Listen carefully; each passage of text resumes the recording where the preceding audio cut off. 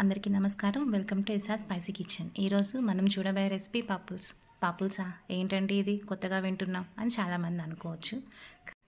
ఇది మా నెల్లూరోళ్ళకి చాలా ఇష్టమైన కర్రీ అండి. ఇది పిల్లలు అయితే ఈ కర్రీ రోజు చేసుకుంటూ ఉంటారు. ఇది ఎలా చేయాలో చూసేద్దాం రండి. స్టవ్ ఆన్ చేసి కుక్కర్ పెట్టి అందులో ఒక గ్లాస్ వరకు పెసరపప్పు, గ్లాస్ అంటే ఒక 125 గ్రామ్స్ వరకు ఉంటుందండి. ఇట్లా కొంచెం దూరగా వేయించాలి. కలర్ చేంజ్ అయ్యాక వాటర్ పోసి ఒక 2 టైమ్స్ వాష్ చేసుకొని పెట్టేసేయండి.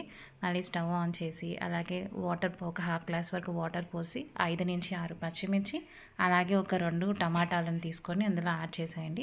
అలాగే ఒక చిన్న నిమ్మకాయ సైజ్ అంత చింతపండును వేయండి. అలాగే ఒక అర స్పూన్ పసుపు వేసి మొత్తం ఒకసారి మిక్స్ చేసేసేయండి. మిక్స్ చేసేసాక ఇప్పుడు కుక్కర్ పెట్టేసేసి ఒక 2 విజిల్స్ రానివ్వండి, సరిపోతుంది మీడియం ఫ్లేమ్ మీద. పెసరపప్పు ఎక్కువగా ఉడకాల్సిన అవసరం లేదండి, కొంచెం ఉడికితే సరిపోతుంది. సో 2 విజిల్స్ వచ్చిన తర్వాత ఒకసారి కుక్కర్ మూతని ఓపెన్ చేసి చూద్దాం. చూడండి, పప్పు అంతా ఉడికిపోయింది. ఇప్పుడు కొంచెం ఉప్పు వేసుకొని ముద్దకం తీసుకొని దీన్ని బాగా ఎనుపుకోండి. ఇది బాగా మెత్తగా ఎనిపేసుకోండి. కాకపోతే అప్పుడు అక్కడక్కడ కొంచెం పప్పు కనిపిస్తుంది కదా, అలా ఉన్నా బాగుంటుందండి.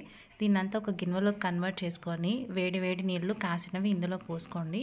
వేడి నీళ్ళు కాసి పోయడం వలన పప్పు అనేది పాడవకుండా ఉంటుందండి. చన్నీళ్ళు పోస్తే మధ్యాహ్నంకి అట్లా వాసన వచ్చేస్తుంది.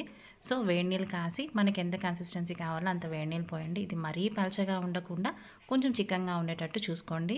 దీనికి పోపు వేసుకుందామండి. బాండలు పెట్టి ఒక 1 or 2 టేబుల్ స్పూన్ వరకు ఆయిల్ వేసి ఒక అర స్పూన్ ఆవాలు, అర స్పూన్ జీలకర్ర, అలాగే అర స్పూన్ మెంతులు వేయడం వల్ల మంచి వాసన వస్తుందండి. ఇప్పుడు కొంచెం చిటపటమన్నాక ఒక 2 ఎండుమిర్చిని ఇట్లా చీల్చుకొని ఇందులో వేయండి. అలాగే ఒక 3 నుంచి 4 వెల్లుల్లిని దంచుకొని ఇలా వేయండి. ఇవి కొంచెం ఒకసారి కలిపేశాక ఇప్పుడు ఆనియన్ని పొడవుగా తరుక్కున్నటువంటిది ఇట్లాగా యాడ్ చేయండి. యాడ్ చేసి ఈ పోపు మొత్తం కొంచెం గోల్డెన్ బ్రౌన్ కలర్లోకి చేంజ్ అవ్వాలండి. అలాగే ఒక రెమ్మ కరివేపాకును కూడా వేయండి. కొంచెం సేపు వాడిన తర్వాత చూడండి, ఇట్లా పోపు అంతా బాగా ఎర్రగా వచ్చేసింది. ఇప్పుడు స్టవ్ ఆఫ్ చేసేసి మనం ముందుగా పెట్టుకున్నటువంటి ఈ పప్పుల్స్లో దీన్ని యాడ్ చేసేసేయండి.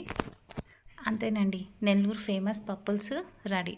ఇది వేడివేడి అన్నంలోకి తినండి. దీంట్లో బెస్ట్ కాంబినేషన్ చెప్పమంటారా? ఎండు చేపలండి. ఎండు చేపలు అలాగే ఉప్పు చేపలని కూడా అంటూ ఉంటారు, తాటాకు చేపలని అంటారు. అవి కానీ వేసుకొని తింటే అదిరిపోతుందండి.